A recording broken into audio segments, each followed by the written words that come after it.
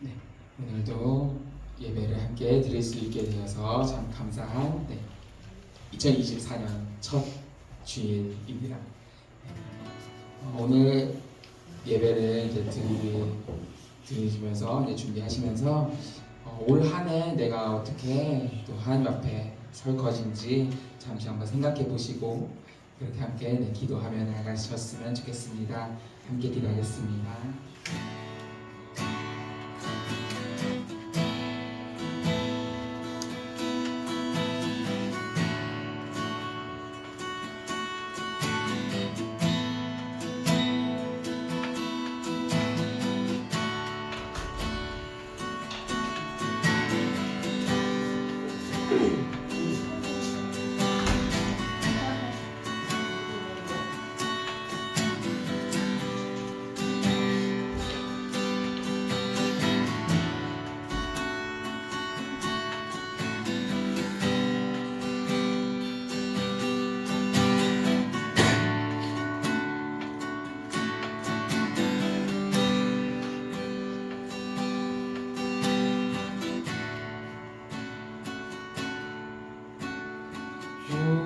오늘 집을 나서니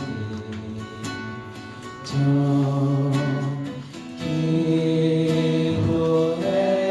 기도했나요? 오늘 받을 종이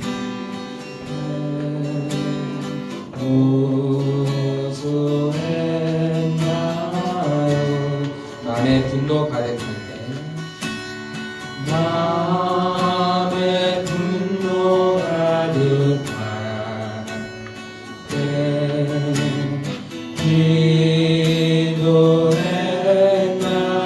기도했나요?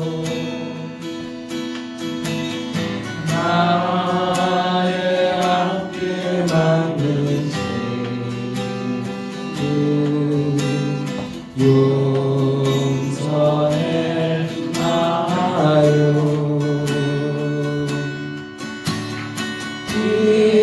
이루는 우리의 안식 빛으로 인도하니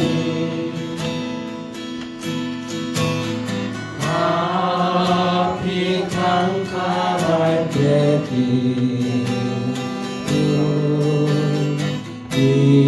잊지 마세요. 어려운 시험 받을 때 어려운 시험 받을 때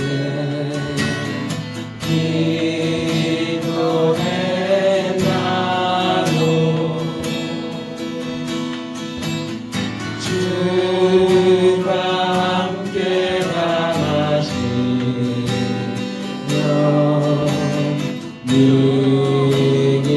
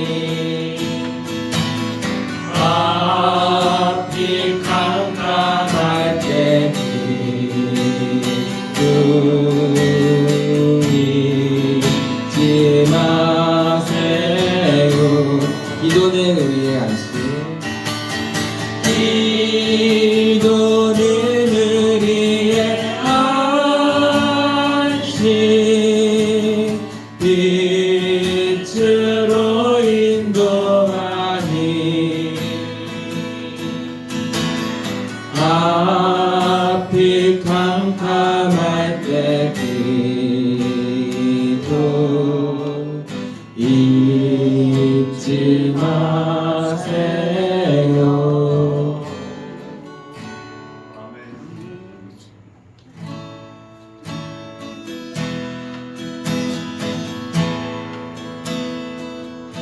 괴로울 때 주님의 얼굴 보라. 평화의 주님 바라보아라. 세상에서 시달린 친구들아 위로의 주님 바라보아. 2절입니다. 힘이 없고 내 마음 연약할 때 힘이 없고 내 마음 연약할 때 능력의 주님 바라보아. 주의 이름 부르는 모든 자는 힘주시고 늘 지켜주시니 눈을 들어 주를 보라.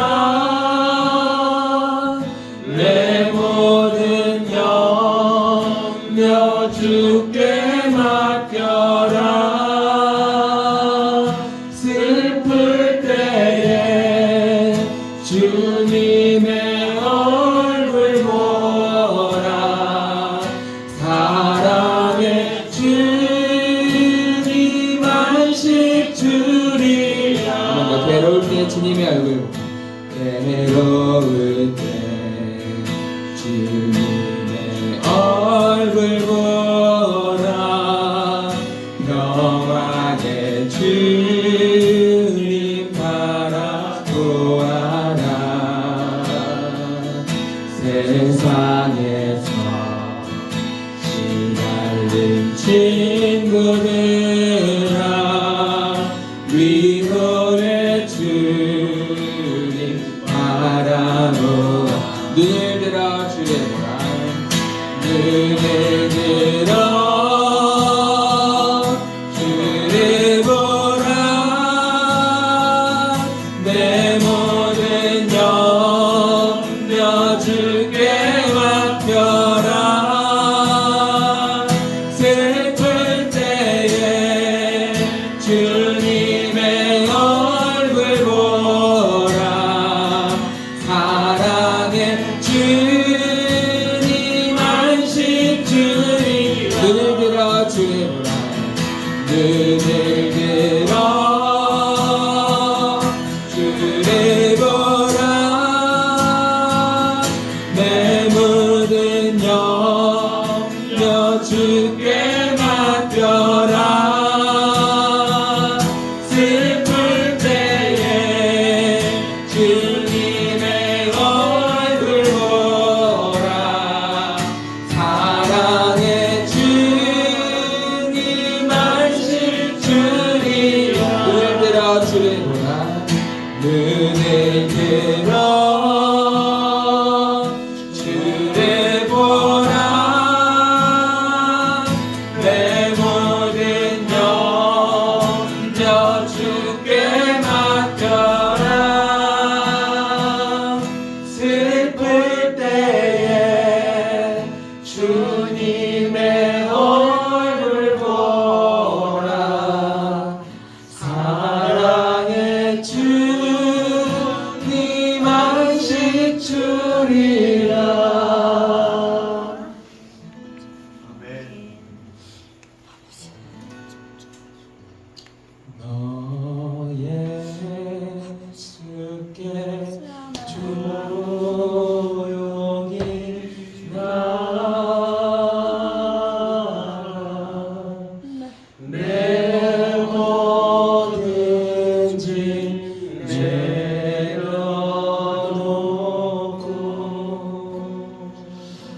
십자가 사랑을 주 십자가 사랑을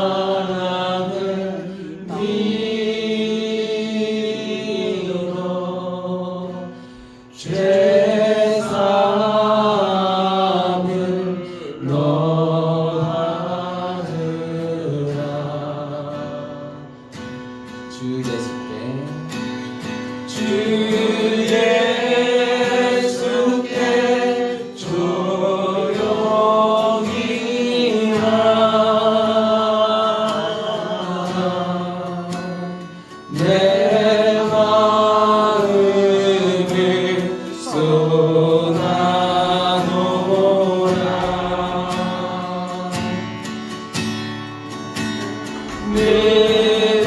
내는 미리 보시는 주님 그 은혜를 베푸시리 주 예수의 은혜를 믿어 주 예수의 은혜를 믿어 내 슬픔이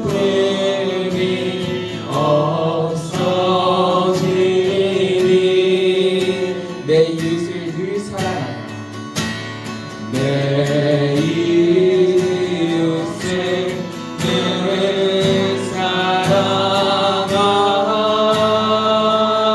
사랑하여 너 받은 것 거저주라 주 예수께 조용히 하라 주 예수께 조용히 나가 내 마음에 쏟아놓으라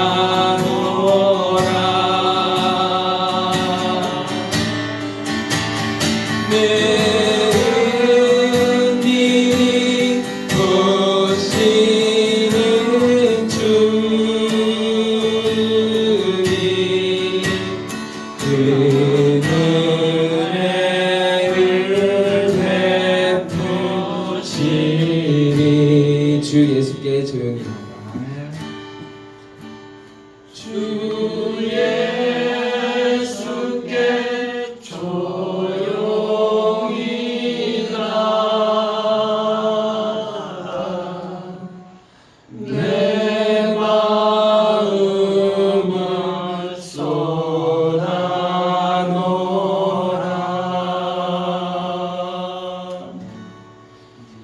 늘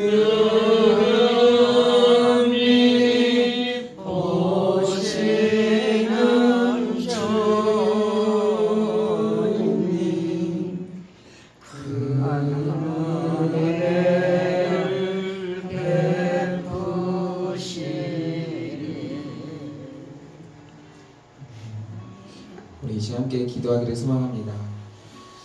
저는 오늘날 우리 성도들이 가장 회복해야 될 것 중에 하나 기도라고 생각을 합니다.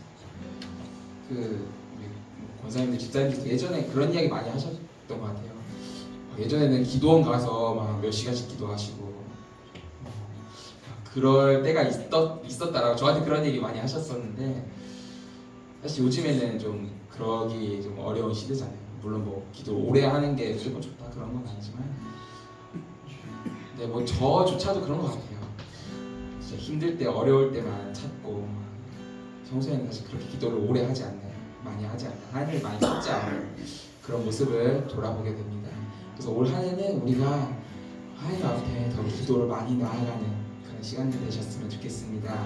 그래서 올 한 해 이렇게 시작하시면서 하나님, 내가 올 한 해는 하나님과 더 가까이 더 친밀하게 그렇게 하나님께 기도하며 또 우리의 마음을 내려놓으며 그렇게 나아가는 한 해 되기를 우리 그렇게 기도하며 나아가시겠습니다. 함께 기도하겠습니다.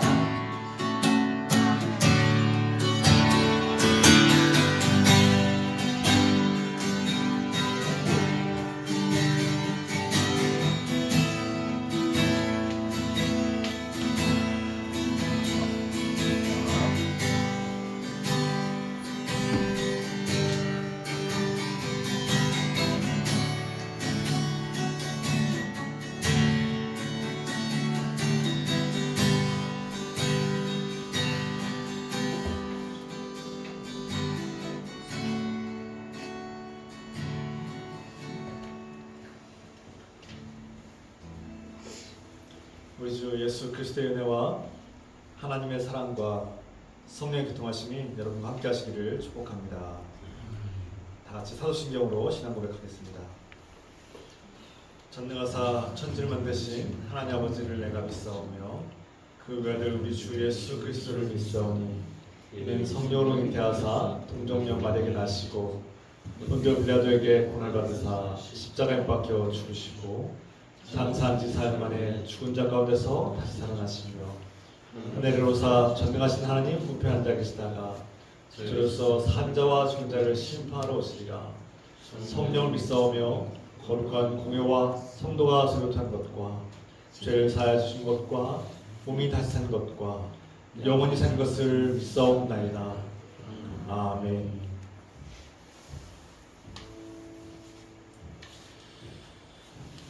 다 같이 찬송가 524장 찬송 부르시면서 또 준비하신 음을 함께 드리겠습니다.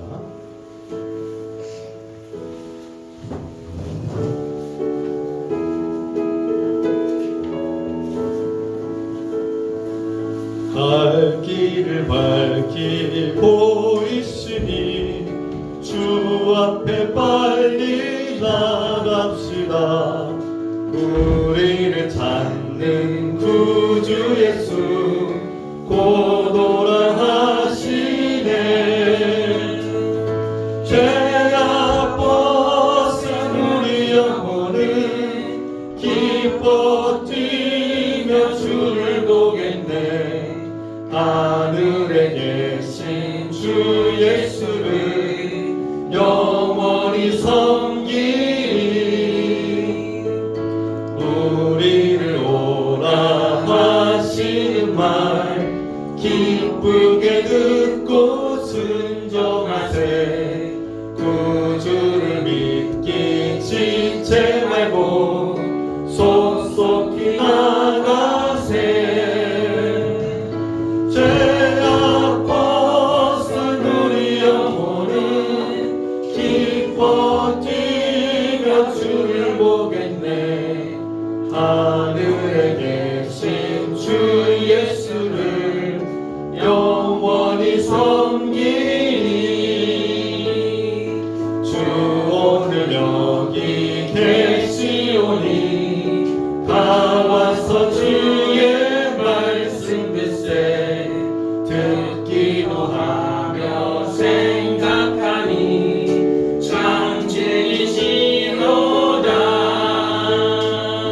죄악 벗은 우리 영혼은 기뻐 뛰며 주를 보겠네. 하늘에 계신 주 예수를 영원히 섬기리. 주 오늘 여기 계시오니 다 와서 주의 말씀 듣세. 듣기도 하며 생각하니 참 진리시로다. 죄악 벗은 우리 영혼은 기뻐 뛰며 주를 보겠네. 하늘에 계신 주 예수를 영원히 섬기리.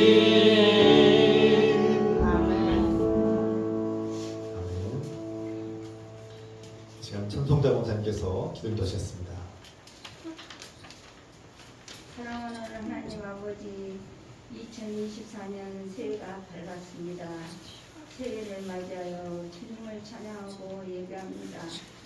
주님의 사랑과 은혜 덕분에 우리는 절망과 죽음에서 벗어나 희망과 평화의 길을 걷게 되었습니다. 주님, 새해도 날마다 함께 동행하시고 돌보시며 인도하소서. 그리하여 우리 믿음이 성장하고 주님을 닮아가며 교회 공동체를 사랑하고 섬기게 하소서. 오늘도 주님의 음성을 듣고 주님을 만나며 경험하게 하소서. 우리가 기도할 때 주님을 만나고 경험하며 하나님 나라가 펼쳐지게 하소서. 주님, 우리에게 날마다 필요한 것들을 아쉬운 넉넉히 공급해 주시기를 기도합니다. 주님, 우리 교회가 주님께서 기뻐하시는 교회, 건강하게 성장하고 성숙한 공동체로 일어서게 하소서. 아멘. 지역사회를 밝히는 빛과 소금이 되게 하소서. 아멘. 우리를 자녀로 삼아주신 예수 그리스도의 이름으로 기도합니다. 아멘.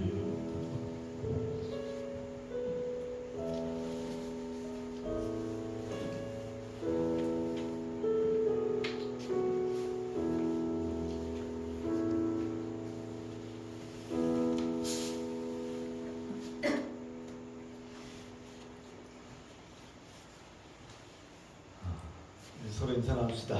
주님 이름으로 사랑하고 축복합니다. 주님 이름으로 환영하고 축복합니다. 사랑합니다. 진심으로 서로를 위해서 우리가 축복의 메시지를 선포합시다. 이 시간 예배에 참석하신 여러분들을 주님 이름으로 환영하고 축복합니다. 오늘 주일은 주연절 첫째 주일이자 또 새해 주일이고요. 다음 주일은 주연절 둘째 주일 예배가 되겠습니다. 주연절은 예수님께서 이 땅에 메시아로서 이 땅에 현현하신 드러나시고 자신을 계시하시는 그런 사건을 기념하는 그런 절기이고, 그 절기 또한 주님을 기뻐하면서 묵상하는 시간 되길 소망합니다. 2023년도 비전과 목표 기도로 승리합시다. 제가 수정하겠습니다. 기도로 승리합시다. 오늘 주일은 새해 예배, 신년 예배를 드립니다. 오늘 2024년도 새해에도 주님의 은혜 가운데 이 새해가 하나님과 깊은 교제와 또 소통과 위로와 소망이 넘치는 그런 한 해가 되길 소망합니다. 이 시간 함께 기도할 텐데요. 우리가 중보기도 하는 이유가 있습니다. 앞서 아까 대표로 기도하셨는데 다시 한번 우리가 이렇게 기도하는 것은 각자의 기도가 또 필요하기 때문이고, 회중과 함께하는 기도, 또 각자의 개인 기도, 그리고 서로를 위한 기도, 또 기도에 대한 훈련도 함께 포함되어 있습니다. 그래서 우리 함께 서로를 형제 자매들 위해서, 그리고 새해도 주님의 은혜와 돌보심이 가득하길 기도하고, 우리 교회 공동체가, 우리 분교회 공동체가 정말 하나님께서 기뻐하시고 사랑하시는 복된 교회가 되시도록 함께 기도합시다. 사랑의 하나님 아버지, 우리는 주님 주의 새해를 맞이했습니다. 2024년도 지난 한 해를 또한 감사하고 2024년도 이 새해를 주님께 맡겨드립니다. 과거에도 현재에도 미래에도 베푸실 은혜에 감사드립니다. 하나님 아버지, 올 한 해도 하나님께서 베풀어 주신 은혜를 기대하고 갈망하며 소망합니다. 하나님께서 우리에게 베풀어 주실 그 은혜와 위로와 소망과 주님의 나타나실 우리에게 보여주실 영광이 함께할 줄 믿습니다. 우리가 상상보다, 우리가 기대하는 것보다 더 밝은 새해가 되게 하시고, 우리의 기도 응답받는 새해가 되게 하시고, 주님 영광을 드러내고 주님 영광을 바라보는 복된 새해가 되게 하소서. 기도가 회복되는 새해 되게 하소서. 우리 형제 자매들이 깨어 기도하게 하시고, 기도할 때 주신 놀라운 은혜를 얻게 하소서. 주님, 이 공동체가 살아있는 공동체, 주님께서 기뻐하시는 주님을 높여드리는 복된 공동체로 서게 하옵소서. 빛과 소금이 되는 공동체로 서게 하옵소서. 주님,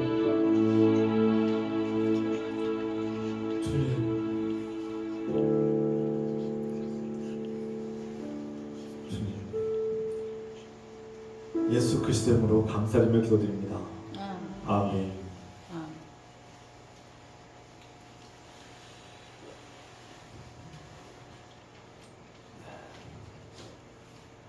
이 시간 하나님께서 우리에게 주시는 말씀, 로마서 8장 15절에서 17절의 말씀을 한 목소리 같이 읽겠습니다. 다 같이 자리에서 일하셔서 하나님 말씀 함께 읽겠습니다. 로마서 8장 8장 15절에서 17절입니다. 너희는 다시 무서워하는 종의 영을 받지 아니하고 양자의 영을 받았으므로 우리가 아빠 아버지라고 부르짖느니라. 성령이 친히 우리의 영과 더불어 우리가 하나님의 자녀인 것을 증언하시나니 자녀이면 또한 상속자 곧 하나님의 상속자요 그리스도와 함께한 상속자니 우리가 그와 함께 영광을 받기 위하여 고난도 함께 받아야 할 것이니라. 아멘. 네, 자리에 앉으시기 바랍니다.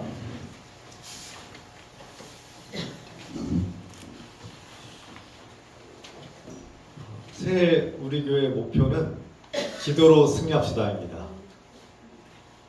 하나님과 관계를 맺은 사람들, 복음을 듣고 예수님을 구원자로 우리의 주님으로 받아들이시는 분들은 항상 깨어 기도해야 합니다.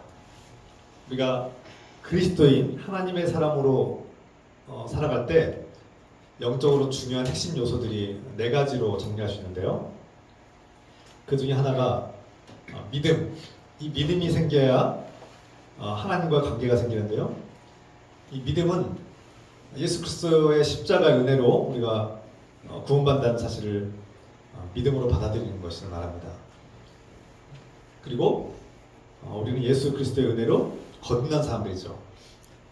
그러면 끝난 것이냐? 이제 구원 받았으니 다 끝난 겁니까? 아닙니다. 우리는 갓 태어난 어린아기와 같습니다. 예수 그리스도 안에서 새로운 존재가 되었는데 이 어린아기와 같아서 이제 자라야 합니다. 예수 그리스도를 닮기까지 예수 그리스도의 목표를 향하여 나아가고 자라나고 성장해야 합니다. 성숙해야죠. 성장과 성숙은 함께 가는 겁니다. 한마디로 어른이 되어야 합니다. 그래서 내가 이제 예수 그리스도를 믿는 사람이나 10년, 20년, 30년을 예수 그리스도를 믿는 사람은 다르죠. 달라야 합니다. 똑같으면 문제가 있는 겁니다. 내가 30년 전에 예수 그리스도를 믿을 때나 30년 후에 지금 예수 그리스도를 믿는 직분을 맡은 자로서의 그 삶이 똑같다면 문제가 있는 거예요. 어린아기로 머물면 문제가 있는 거 아닙니까? 자라야 합니다. 영적으로 어른이 되어야죠. 그래서 우리는 신앙적으로 성화, 예수 그리스도를 닮아가는 과정, 어른이 되어가는 과정이라고 할 수 있죠. 그리고 예수 그리스도께서 우리에게 주신 죄의 노예에서 죽음의 사망의 노예에서 벗어나게 하신 것, 해방시켜서 자유를 주신 은혜를 누리는 삶. 그것이 그리스도인에게 두 번째로 중요한 것이죠. 세 번째죠. 믿음, 그 다음에 성장, 성화, 그리고 자유를 누리는 삶. 여러분들에게 진정한 자유가 있습니까? 그리스도인들은 무엇으로 자유로웠습니까? 예수 그리스도께서 선포하신 말씀, 약속을 통해서 우리는 자유를 누리죠. 너희는 이제 죄의 노예, 죽음의 자녀가 아니라 하나님의 자녀다. 너희는 이제 하나님 나라의 자녀라고 선포하시는 예수님의 말씀을 우리가 믿음으로 그 말씀을 우리를 자유케 하죠. 그래서 진리가 너에게 자유를 자유케 하리라 말씀하시죠. 진리가 우리에게 자유를 주신 겁니다. 우리가 앞서 화면에 있겠지만 좀 순서를 바꿔야 됩니다. 말씀은 우리에게 자유를 줍니다. 그리고 우리가 이제 어린아기가 아니라 어른이 되어가는 과정에서 우리는 훈련을 받습니다. 배워야 합니다. 하나님이 어떤 분이신지, 그리스도인은 어떻게 살아야 되는지 배워야 합니다. 그것이 바로 기도입니다. 그래서 기도 순서를 바꿔야 됩니다. 말씀은 자유고 기도는 성화라고 할 수 있습니다. 하나님의 말씀과 복음을 듣고 이것을 경험으로 체득하고 느끼고 경험하기 위해서는 기도해야 되는 것이죠. 하나님의 선포되는 말씀을 듣고 하나님의 성경 말씀을 읽고 듣고 그 복음을 받아들인 사람들은 기도함으로써 자라나고 그 믿음이 강해지고 든든하게 서가는 겁니다. 그래서 기도해야지 그 복음의 기쁨을 누릴 수 있습니다. 하나님 말씀이 정말 맞을까? 그 선포하신 말씀들이 정말 내 삶에 적용되고 이루어지고 있는가를 봐야 하지 않겠습니까? 그게 바로 기도의 힘입니다. 기도의 힘. 그리고 그리스도인은 하나님의 명령을 따라서 형제 자매들과 함께 예배드리는 삶, 형제 자매들을 섬기고 사랑하는 삶, 그것이 바로 교회입니다. 교회. 그래서 그리스도인들은 교회, 그리스도의 몸이 되는 거죠. 교회와 뗄래야 뗄 수가 없는 관계가 된 겁니다. 그래서 그리스도인이 교회에서 완성되는 거죠. 그리스도의 몸이 된 겁니다. 이것이 사랑의 단계이고 이것이 섬김의 과정이고 여기에서 다른 사람들을 선교하고 전도하는 과정이 다 포함되어 있습니다. 우리가 차차 나누겠지만 제가 지금 너무나 크고 중요한 얘기들을 한꺼번에 많이 얘기했는데요. 이 많은 이야기들을 중요한 얘기들을 하나씩 우리가 이제 계속해서 나누고 있는 것이죠. 올해 목표는 올해 비전은 기도하는 것입니다. 기도로 승리하는 것인데 내년 목표는 선교와 전도입니다. 선교와 전도에 대해서 얘기할 때 그저 우리가 누군가를 교회로 데려오는 것 그게 선교의 끝이라고 생각하면 오해입니다. 그것은 시작에 불과합니다. 이제 시작하는 거예요. 그래서 그가 하나님이 누구인지를 알아가고 믿음이 성장하고 하나님 일꾼으로 훈련을 받아야 되는 것이죠. 그 모든 과정이 교회에서 일어나는 겁니다. 교회에서 한 신자가 탄생하고 그 신자가 성장하고 어른이 되고 일꾼이 되어가는 모든 과정들, 그런 일이 바로 교회 안에서 일어나는 것이죠. 올해 2024년도 새해에는 기도하는 한 해, 기도로 승리하는 한 해가 되길 소망합니다. 물론 그래서 앞서 말씀드린 것처럼 하나님을 믿는 사람들이 예배드리는 삶, 하나님이 누구인가를 알고 그분의 사랑에 감격해서 그분의 구원의 은혜에 감격해서 예배를 드리는 겁니다. 그 예배 삶 우리가 저작년에 나누고 그 말씀 통해서 우리가 더 이상 죄의 노예가 아니라는 것을 깨닫고 말씀으로 승리하자. 말씀 붙들고 죄의 노예가 되지 말자. 걱정의 노예, 두려움의 노예가 되지 않는 말씀으로 자유를 얻는 삶을 누리자고 지난 한 동안 말씀드렸죠. 이제는 하나님께서 선포하신 그 말씀이 내 삶에 이루어지는가? 하나님은 왜 나를 훈련시키시는가? 예수 그리스도를 믿으면 무조건 성공하고 고난이 사라지고 평안하기만을 기대했으니까 오늘 성경의 로마서의 말씀에서 아니라는 겁니다. 하나님의 영광을 받기 위해서는 고난도 함께 받아야 된다는 거예요. 이 고난이라는 것이 여러 가지 의미가 있겠지만 그 중에 하나는 훈련을 받는 겁니다. 훈련을 받아야 돼요. 저 여러분들은 끊임없이 훈련을 받아야 되는 존재들입니다. 근데 왜 훈련을 받아야 되는가? 그것들을 우선 나눠야 될 텐데요. 오늘 말씀에 앞서서 한 가지 예화를 드리려고 합니다. 제가 팀 켈러 목사님의 책 기도라는 책을 읽었는데 오래전에 읽었다가 최근에 다시 한번 읽고 있습니다. 그래서 제가 기도에 대해서 깊이 돌아보는 계기가 되었어요. 여러분들도 그 책을 읽었으면 좋겠습니다. 그 책에 이런 예화가 나옵니다. 당신이 죽을 병에 걸렸습니다. 다행히 약을 먹으면 살 수 있습니다. 이 약을 먹으면 살아요. 그런데 이 의사가 처방한 약을 매일 하나씩은 먹어야 합니다. 하루라도 먹지 않으면 당신은 죽습니다. 여러분이라면 어떻게 하겠습니까? 살기 위해서 반드시 약을 먹어야 되겠죠. 간절하고 절박한 상황에서 우리는 살기 위해서 반드시 매일 해야 하는 것들이 있습니다. 약을 먹지 않으면 죽는다는 것과 마찬가지로 바로 기도가 해야 합니다. 이 기도를 하루라도 빠지면 죽습니다. 여러분들이 죽는다면 살기 위해서 반드시 약을 먹지 않겠습니까? 이 예화를 들을 때 여러분 아차 싶은 생각이 듭니까? 저는 이 예화를 들을 때 정말 마음이 쿵 하는 어떤 그런 충격이 다가왔습니다. 내가 정말 깨어 기도하고 있는가?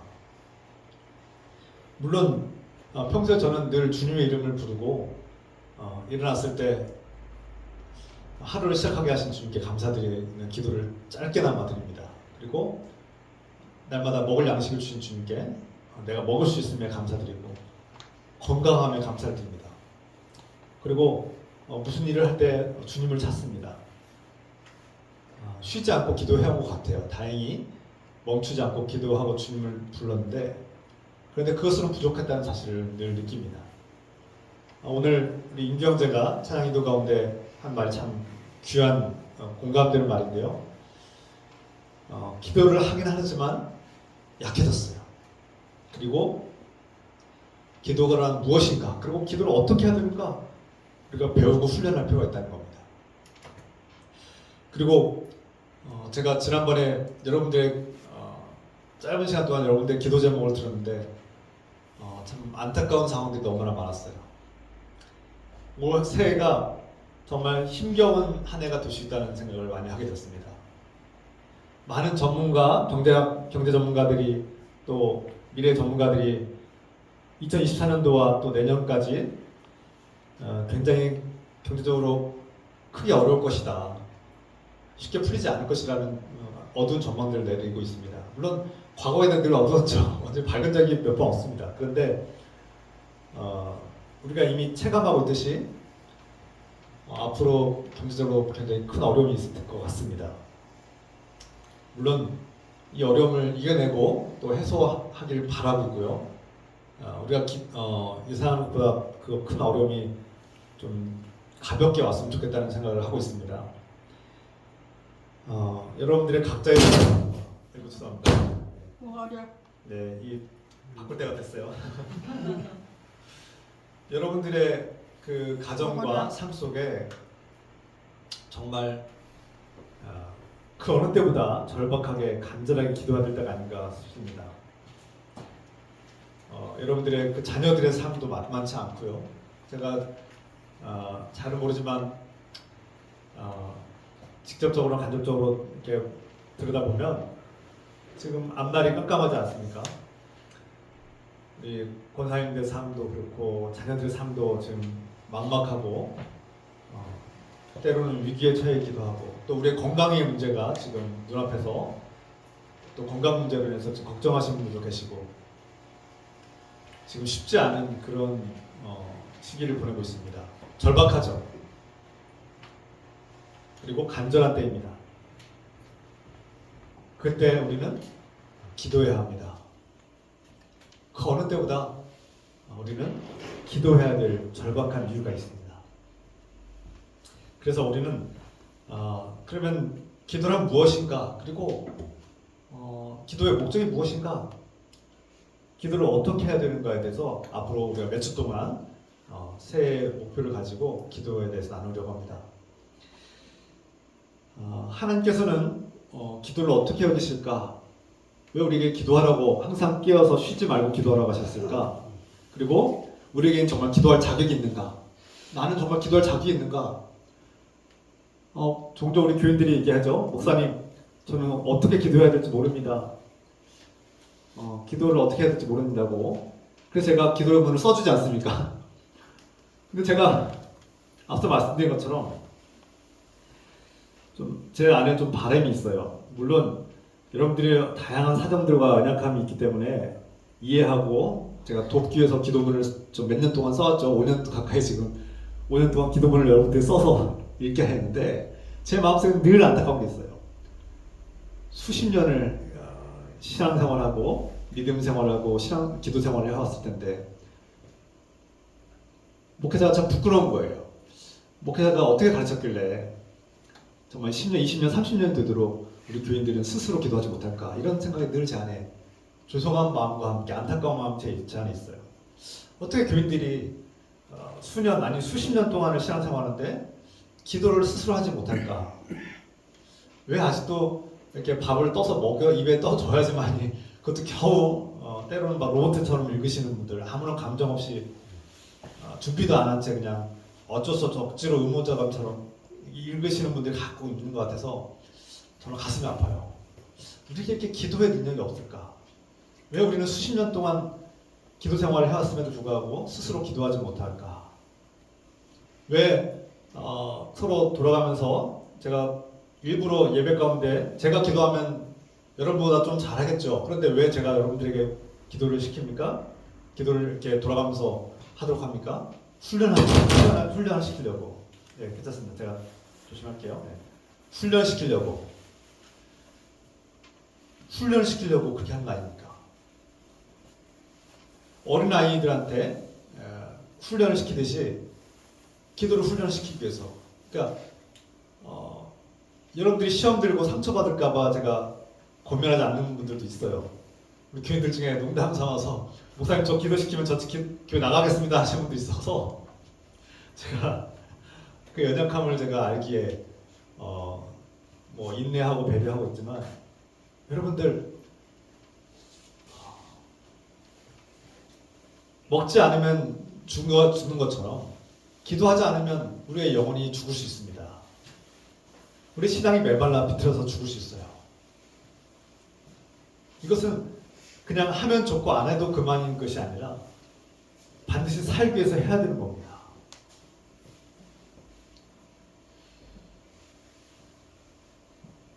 그래서 앞서 말씀드린 것처럼 매일 하루라도 먹지 않으면 죽는다는 그 죽음의 병이 우리에게 임했을 때 살기 위해서 기도해야 되는 것처럼 살기 위해서 그 약을 먹어야 된다면 뭐가 하지 않겠습니까?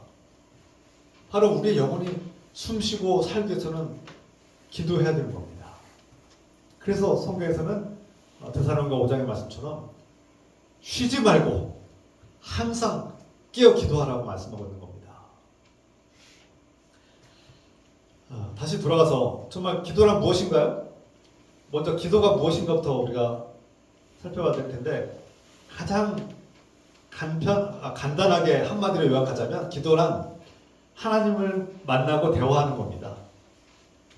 하나님과 만나기 위해서 대화하기 위해서 기도하는 겁니다. 우리 따라해볼까요? 기도란 하나님을 만나고 대화하는 것입니다. 하나님은 우리와 만나기를 원하시고 대화하기를 원하시고 소통하기를 원하신다는 겁니다.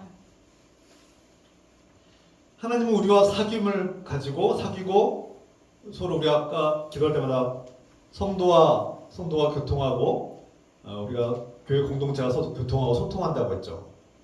사귀는 겁니다. 교제를 나누는 겁니다.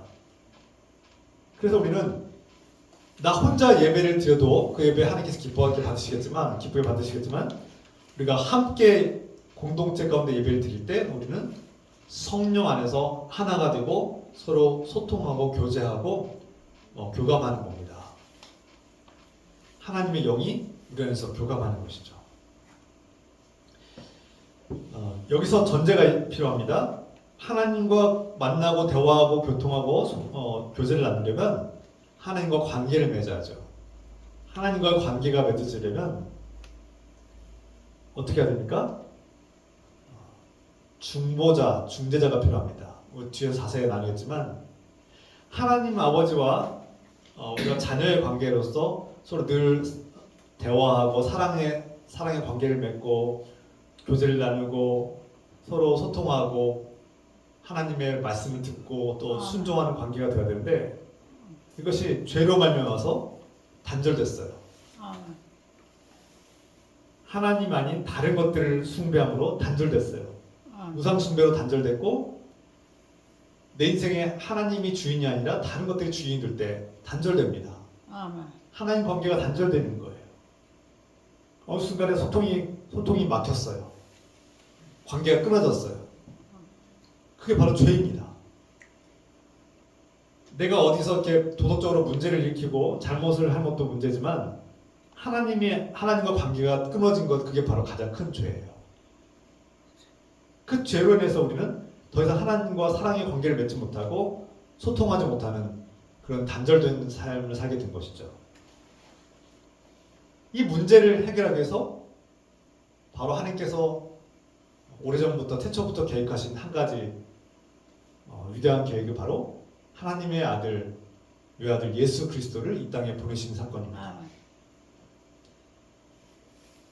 이 단절의 문제를 해결하기 위해서 우리와 만나기를 원하시는 하나님께서 하나님의 아들 예수 그리스도께서 중보자가 되시고 중재자가 되셔서 이 단절되고 막힌 이 죄의 담을 허물기 위해서 십자가를 짊어지신 것이죠. 그러면 예수님의 십자가의 은혜로 우리가 이제 하나님을 아버지라고 부를 수 있는, 하나님을 아버지라고 아빠라고 부를 수 있는 자격을 얻게 된 겁니다. 자격이 회복되었어요.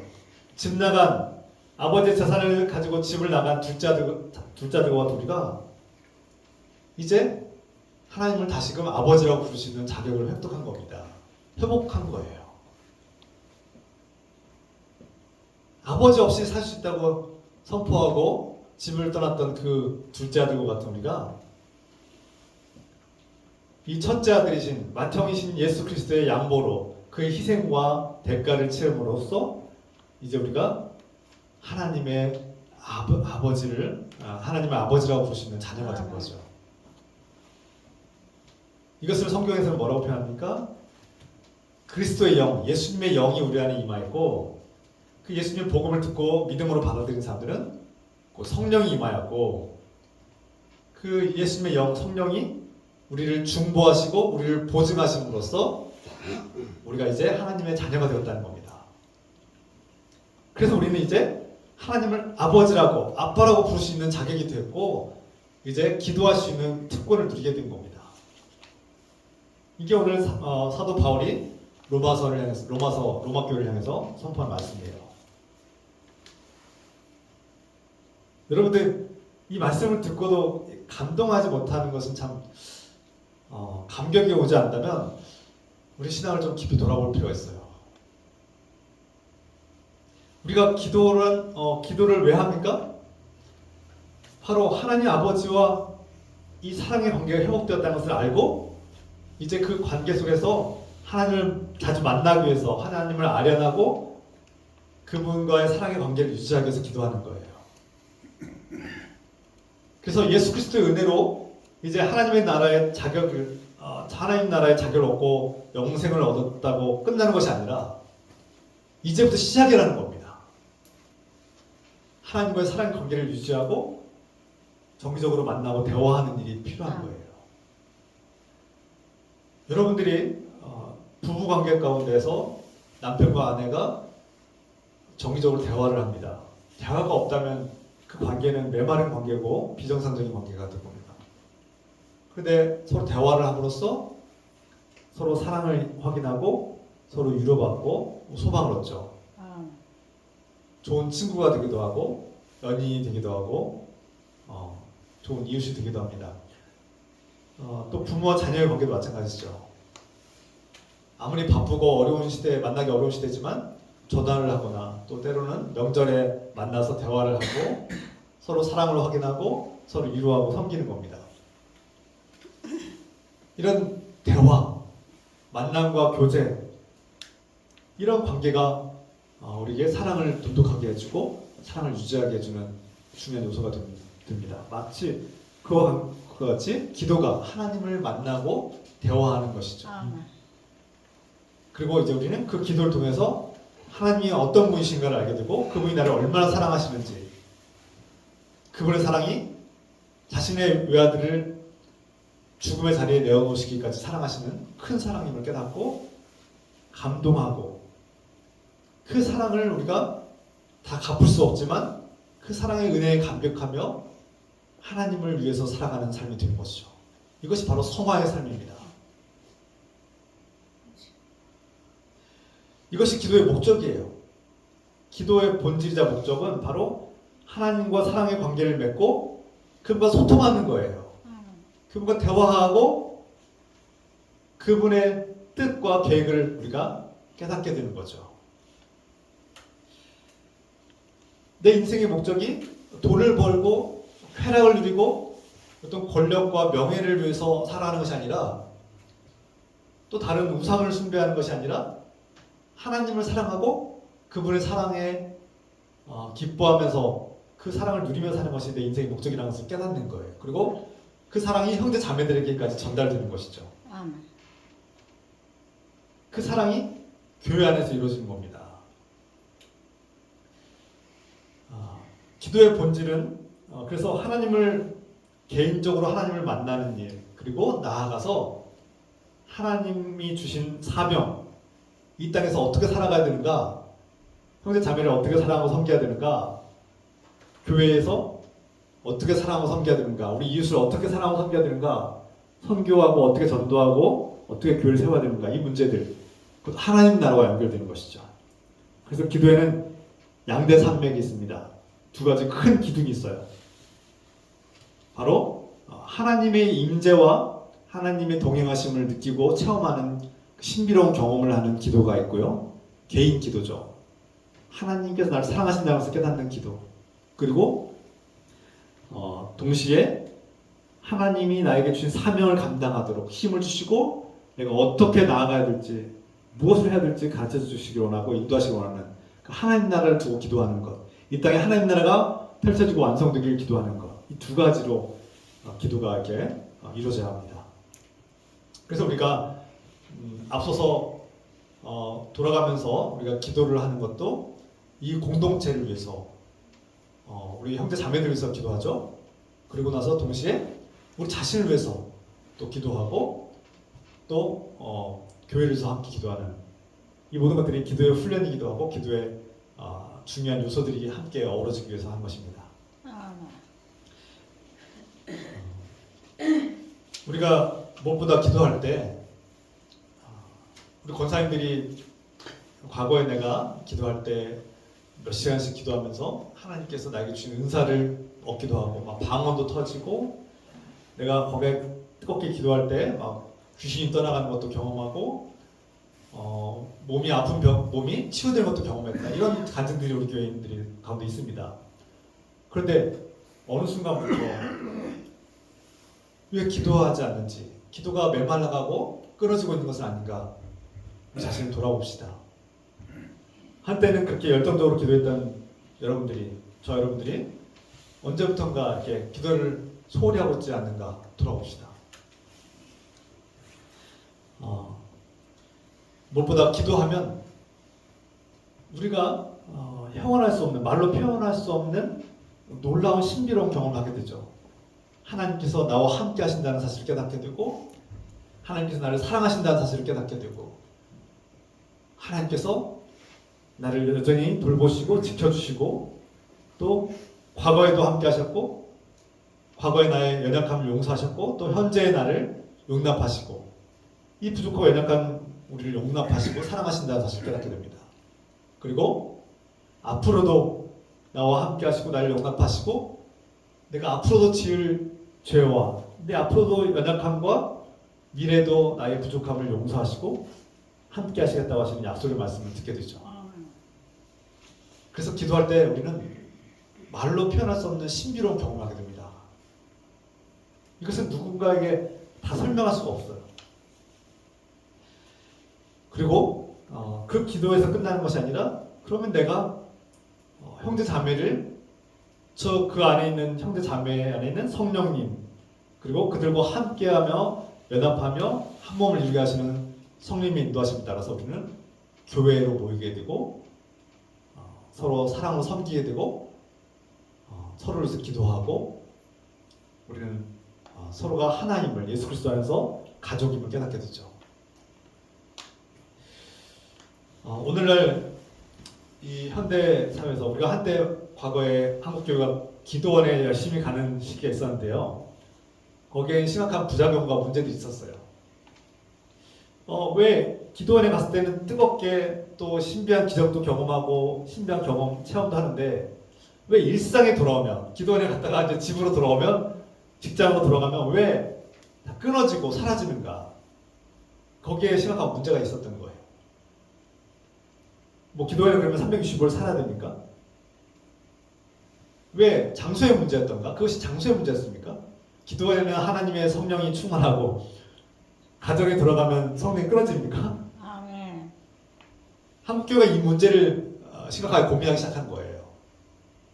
그래서 기도원에 가는 것, 뭐 어떤 특별한 장소에 가서 기도하는 것 중요합니다. 그것도 필요한데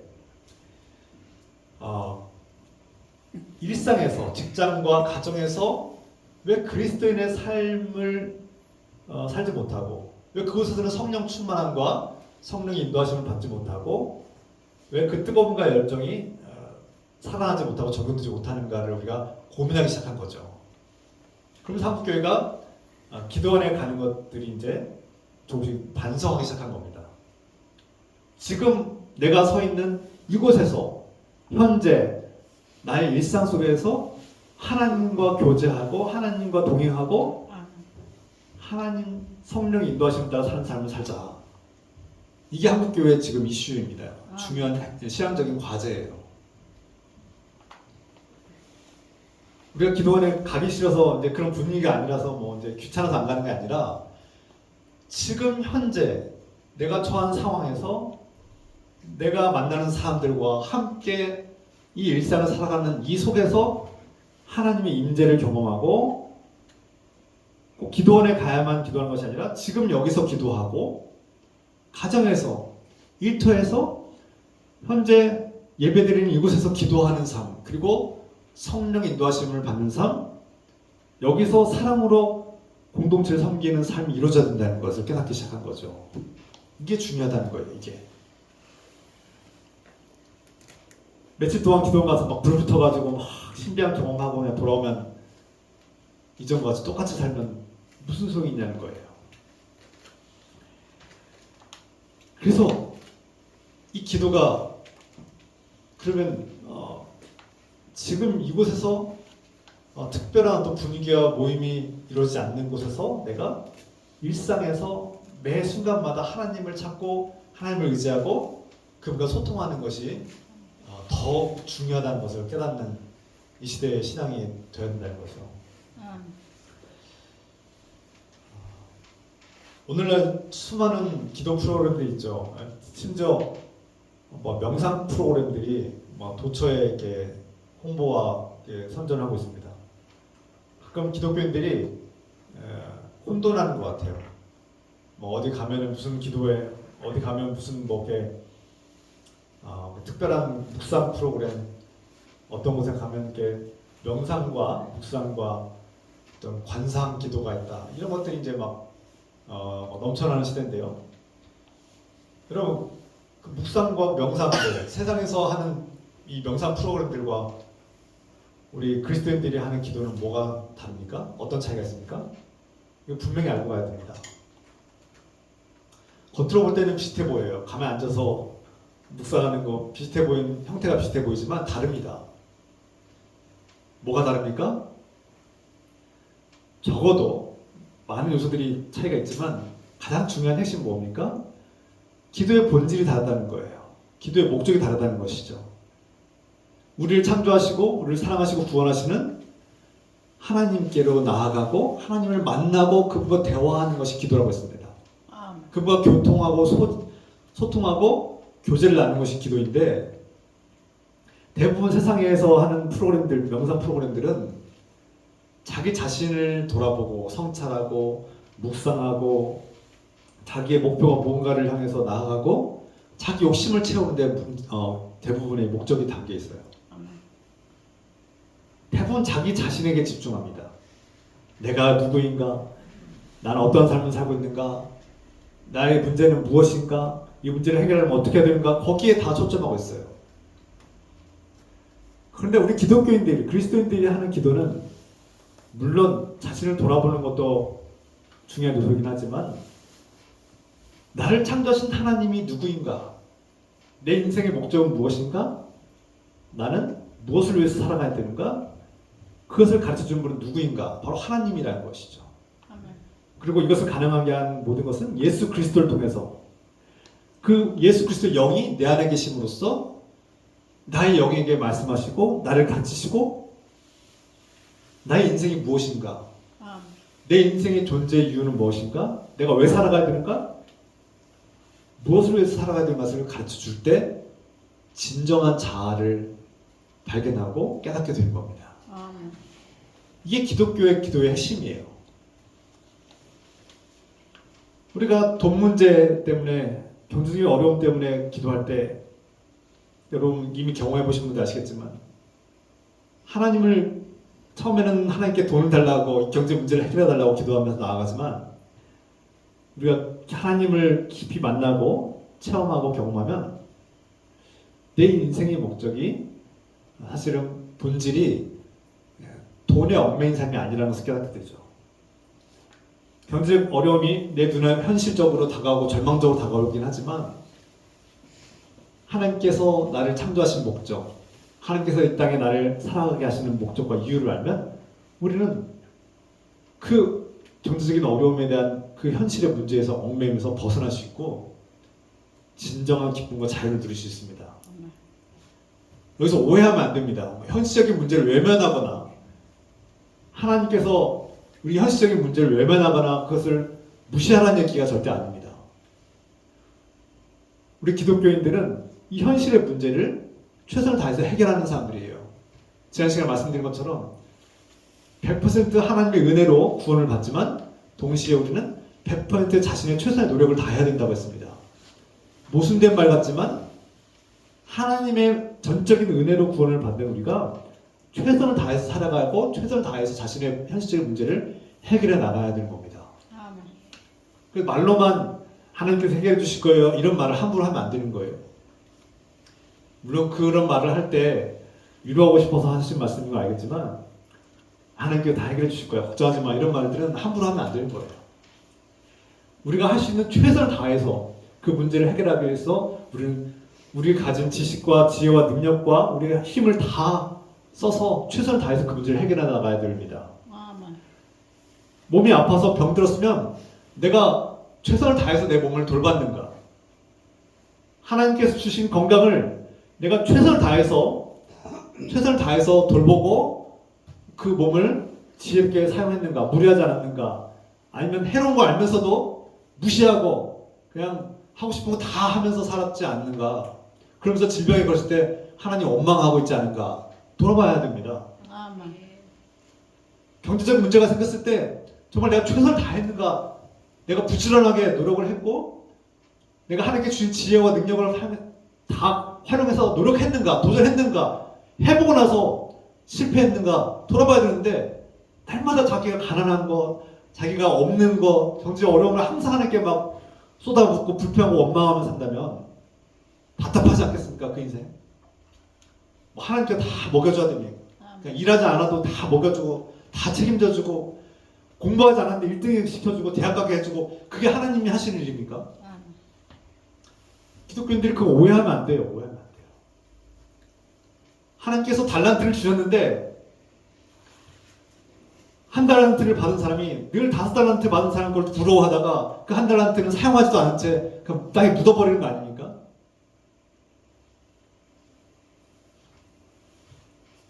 한 달란트가요. 오늘날 현대 우리 하나로 계산하면요. 수십억 원 될 겁니다. 수십억. 적어도 한 5, 6억 원 될 거예요.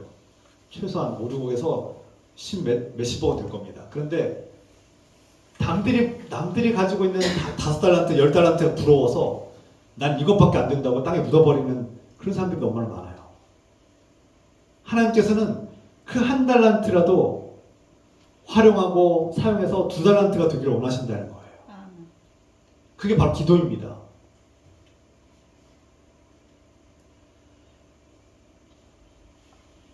어떤 아이가 있는데 중학생인데 공부는 안 해요. 밤새도록 유튜브만 보고 밤새도록 뭐 영상만 보고 자기가 하고 싶은 거 하다가 성적이 떨어지면 좌절감에 막 수능 떨어졌다고 좌절하고 막 대학 못 갔다고 막 실패했다고 좌절하고 자기 인생 망했다고 좌절하고 절망하고 하나님 원망이에요. 내 인생은 왜 이렇게 슬프고 고통스럽냐고. 노력하지 않았어요. 최선을 다하지 않았어요. 공부해보지도 않았어요. 자기는 머리가 나쁘다고 포기했어요. 인생을 포기하고 노력하지도 않고 땅에 묻어버렸어요. 자기에게 주는 능력을 활용해본 적도 없어요. 그런 시도도 해보지 않고 그럴 의지도 없어요. 그런데 자신의 인생은 늘 가난하고 자신의 인생은 망했다고 하나님 원망해요. 내가 수십 년 동안 모태신앙인데 하나님 나에게 무슨 복을 주셨냐고 하나님 원망해요. 가난한 사람인데 노력해보지도 않고 일해보지도 않고 다른 사람들은 정말 치열하게 노력하고 고민하고 도전하고 그러다 실패하기도 하는데 이 청년은 자신의 가난함을 비관하면서 절망에 빠졌는데 죽으려고 옥상에 올라갔어요. 그런데 그 청년의 삶을 돌아보면 정말 과연 노력했냐는 거예요. 물론 죄송한 말씀이지만 얼마나 고통스럽고 괴로웠으면 그렇게 절박한 심정에 그렇게 올라갔겠습니까? 그 심정 우리가 함부로 말해서 안 되죠. 얼마나 힘들었으면, 얼마나 견디기 힘들었으면 그런 생각을 했을까? 그 마음은 우리가 이해해야 합니다. 그런데 안타까운 건 정말 최선을 다했냐는 거예요. 물론 오늘날 많은 젊은이들이 열심히 살아가고 열심히 공부하고 어려운 상황 속에서도 절박하게 열심히 노력함에도 불구하고 취업을 하지 못하고 자신의 생계가 막막한 청년들이 너무나 많아요. 그건 구조적인 문제예요. 개인적으로 노력했음에도 불구하고 도무지 살아갈 길이 열리지 않는 것은 구조적인 사회의 구조적인 문제입니다. 그래서 우리 그리스도인들은 개인적인 자신의 문제가 해결되길 기도할 뿐만 아니라 이 사회의 악, 이 사회 구조, 계급과 제도, 잘못된 계급과 잘못된 제도와 잘못된 사회 구조가 이 악의 축이 사라지고 선한 정부, 하나님께서 기뻐하시고 하나님의 말씀에 순종하는 정부, 그런 사회 제도, 그런 사회 구조, 그 차별이 없어지고 진정한 평화가 임하는 그런 세계를 위해서 기도해야 되죠. 이것이 하나님 나라를 위한 기도가 되는 겁니다. 앞서 말씀드린 것처럼 기도에 두 가지 거대한 기둥이 있는데 개인의 기도, 하나님의 임재와 하나님과 관계 속에서 나의 소명, 나의 삶에 대한 문제들을 해결해 달라고 기도하는 것들, 하나님의 임재를 경험하는 것, 하나님과 관계가 회복되게 기도하는 것, 이거 매우 중요한 기도인데요. 동시에 이 세상의 악이 도무지 내 개인적인 노력으로는 해결될 수 없는 이 사회적인 차별, 사회적인 잘못된 구조와 제도들, 악법들이 사라지고 해결되도록 기도하는 것, 이거 하나님 나라를 위한 기도가 되는 겁니다. 하나님 나라를 위해서 기도해야 되죠.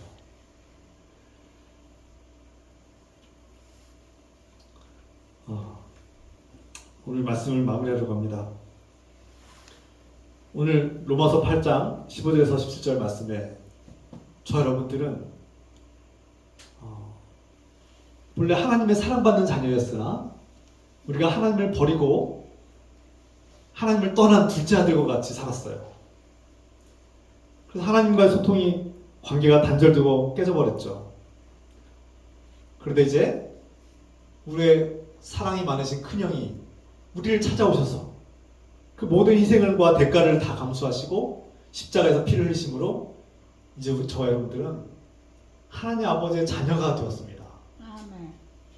그래서 로마서의 말씀처럼 이제 저와 여러분들은 다시 하나님을, 나의 창조주 하나님을 아버지, 아빠라고 부를 수 있게 되었다는 거예요. 그리고 기도할 수 있는 특권을 갖게 되었습니다. 자녀는 부모에게 달라고 할 수 있습니다. 내가 기도하는 법을 모르지만 우리가 다음 시간에 어떻게 기도해야 되는가, 어떻게 기도해야 되고 무엇을 위해서 기도해야 되는가에서 자세히 나누겠지만 하나님께 내가 기도하는 법을 잘 몰라도 하나님께 달라고 하십시오. 그리고 이제 나의 중지자가 되시는 큰형이신 예수 그리스도 이름으로 구하십시오. 연약함과 부족함으로 인해서 죄인인 나의 기도가 하나님께 응답되지 않을 수 있습니다. 그러나 예수 그리스도의 중재로, 성령님의 중재로 우리는 기도에 응답받을 수 있습니다. 그 기도가 물론 문제 있는 기도일 수도 있습니다. 아직 기도하는 걸 몰라서 무조건 달라고 하긴 한데 우선 그것도 좋습니다. 때로는 하나님이 원망스럽고 하나님 믿어지지 않아도 기도하십시오. 주님, 제가 하나님 믿어지지 않습니다. 하나님이 원망스럽습니다. 제 상황이 너무나 정말 절박하고 어려워서 하나님 정말 이 문제 해결해 주시기를 구합니다. 이게 옳고 그른지는 모르겠지만 하나님께 구하십시오. 우선 그것이 기도의 시작입니다. 그리고 어떤 기도가 하나님께서 기뻐하시는 기도이고 어떻게 해야 하나님께서 응답받는 기도가 될지 우리가 좀 더 고민할 필요가 있어요. 그것은 좀 더 다음 단계 기도로 나아가야 될 필요가 있습니다. 우리가 다음에는 기도에 대해서 어떻게 배우고 훈련해야 되는가를 좀 더 나누려고 합니다. 중요한 것은 여러분들은 하나님의 자녀로서의 신분이 되었고 하나님께 구할 수 있는 특권을 가졌고 무엇이든지 이제 하나님께 구하는 법을 배워야 합니다. 시도하라는 것입니다. 그래서 여러분 눈 뜨자마자 하나님을 부르십시오. 주 예수 그리스도의 이름을 부르십시오. 그리고 무엇이든 구하십시오. 그리고 가장 나중에 또 나누겠지만 가장 위대한 기도는 바로 감사의 기도입니다. 내가 오늘 눈을 뜬 것, 내가 다시금 침상에서 일어난 것, 내가 이렇게 예배드릴 수 있다는 것, 이 모든 것이 내 것으로, 내 힘으로 된 것이 아니라 하나님의 은혜로 되었다는 것을 고백하는 것이 바로 감사하는 것이죠. 아멘. 우리가 앞서 말씀드린 것처럼 기도는 이 성화의 과정 속에 매우 중요한 하나님께 주신 우리 무기이기도 하고 능력이기도 하고 특권이라고 했습니다. 이 특권을 어떻게 누려야 할 것인가를 우리는 훈련을 통해서 또 배움을 통해서 알아가야 할 것입니다. 앞서 서두에 말씀드린 것처럼 올해 새해 목표는 기도로 승리하는 것입니다. 우리 함께 기도할 텐데요. 그럼 어떻게 기도할 것인가? 그리고 당장 막 매일같이 모여서 기도할 것인가? 물론 현실적으로 어려움이 있습니다. 저도 그렇고 여러분들도 현실적 어려움이 있다는 사실 압니다. 그래서 우선 당장은 여러분들이 주어진 삶의 터전에서 일터든 가정이든 어디든 상관없습니다. 아침에 눈을 떴을 때 그리고 잠자기 전에 무조건 하나님의 이름 부르시고 무엇이든지 기도하십시오. 그리고 가능한 감사의 기도를 드리십시오. 나중에 또 다시 감사에 대해서 자세히 나누겠습니다. 우리가 지금 개인적으로 절박한 상황들이 있다는 거 압니다. 정말 우리 힘으로 도무지 해결할 수 없는 그런 경제적 어려움에 처한 분들도 계시고요. 지금 건강상에 큰 어려움이 계신 분도 있습니다. 절박하죠. 우리 교회 상황도 조심스럽지만 굉장히 절박합니다. 저는 정말 눈물이 날 정도로 절박한 상황이 있습니다. 목회를 하면서 이렇게 어려운 적이 있었는가 싶을 정도로 많이 절박하고 위태한 상황입니다. 그럼에도 불구하고 우리는 가끔 이런 생각이 듭니다. 제가 농담반 진담반 한 적이 있는데 임진왜란 때 일본인들이 막 이렇게 한국을 쳐들어와서 다 짓밟고 다 한국이 지금 대한민국이 조선이 막 망해가는 시점에 이순신 장군이 했던 유명한 말씀 아시죠? 그 왕이 이순신에게 후퇴를 명령하고 철군을 명령했지만 이순신 장군이 일본과 맞서 싸울 때 이렇게 말했다고 하죠. 신에겐 12척의 배가 있습니다. 아직 12척의 배가 있다. 저는 그 말이 깊이 와닿으면서 저에게 이런 감동으로 전해졌다고 생각합니다.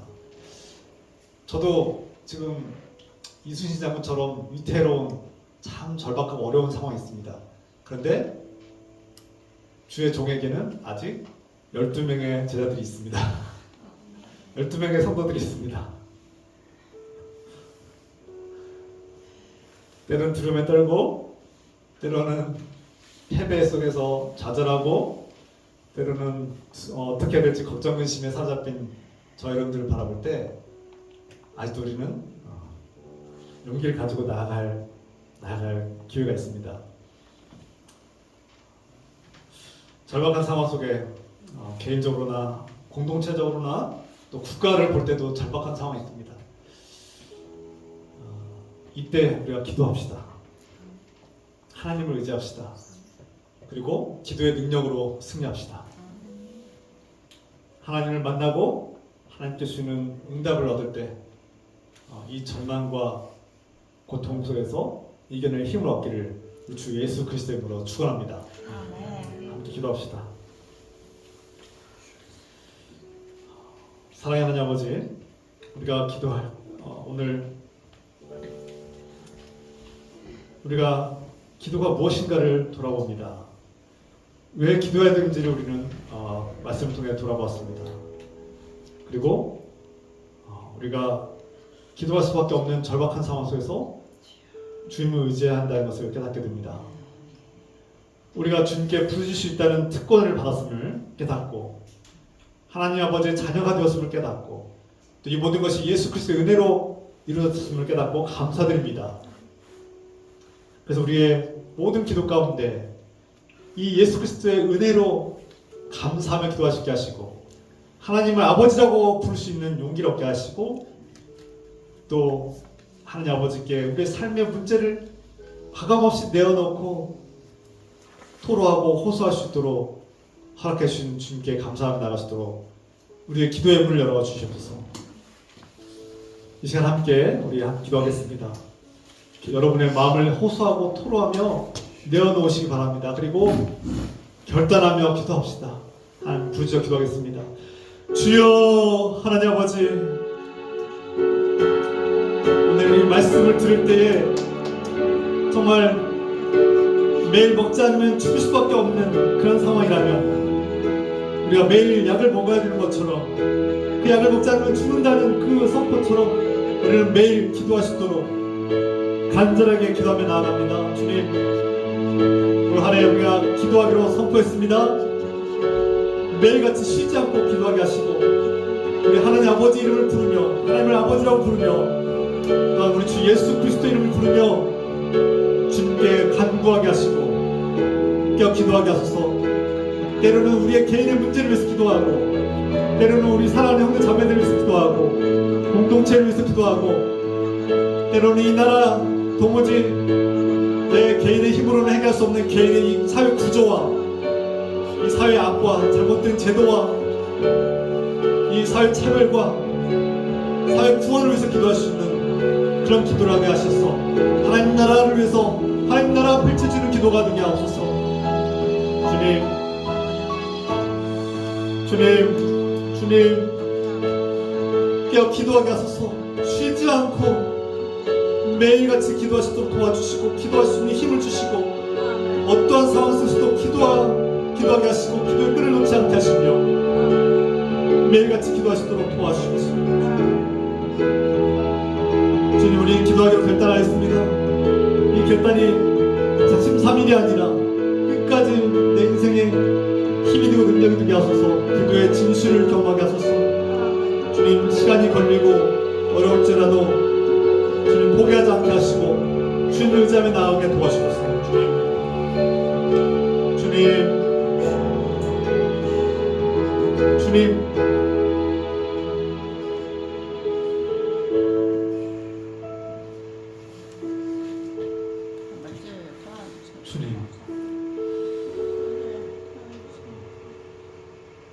사랑의 하나님 아버지, 오늘 기도는 하나님을 만나고 하나님과 대화하는 것임을, 하나님과 교제를 나누는 것임을 깨닫고 또 우리가 죄로 단절되었던 우리의 관계가 예수님의 은혜로 회복되었음을 깨닫고 기도하게 하시니 기도할 수 있다는 사실을 알려주시니 감사합니다. 앞으로 어떻게 기도해야 될지 알게 하시고 기도를 배우고 훈련을 받을 수 있는 이 기도의 훈련을 기쁘게 감당하시도록 축복하여 주시고 인도하여 주셔서 이제는 하나님 아버지의 단절된 관계를 회복시켜 주시고 하나님을 아버지라고 부를 수 있도록 기도할 수 있는 특권을 허락해 주시고 열어주신 우리 주 예수 그리스도의 은혜와 그 기도를 들으시고 응답하시는 하나님 아버지의 끝없는 사랑하심과 우리가 기도하시도록 힘을 주시고 기도하시도록 격려하시며 어떻게 기도할지 가르치시는 성령님의 교통감화 역사하심이 오늘 주의 자녀들과 성도들 위해 이 땅의 하나님의 백성들을 위해 지금부터 영원토록 함께 해주시기를 간절히 축원하옵나이다. 아멘.